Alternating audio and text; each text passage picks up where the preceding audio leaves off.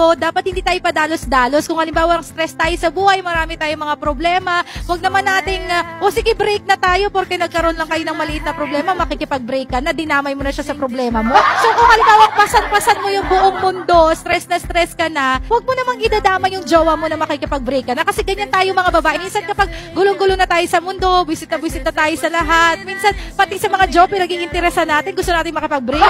Ipinalalaki natin yung mga maliliit na mga issues, which is nadadala tayo ng ating mga emosyon. That is very, very wrong. Pero, nandun na tayo sa sitwasyon nasabi mo na, nag-break na kayo, meron na siyang iba, nag-beg ka na sa kanya, binlock ka niya. So, anong gagawin natin ngayon? Kung bumitaw na yung tao sa iyo, wala ka na magagawa ngayon, kundi mag-move on at panindigan yung pagkakamali na meron ka. Kung feeling mo, pagkakamali na nakipag-break ka sa kanya at gusto mo nang itama ito pero ayaw pa rin niya, wala na tayong magagawa kundi panindigan yung desisyon na meron tayo noon.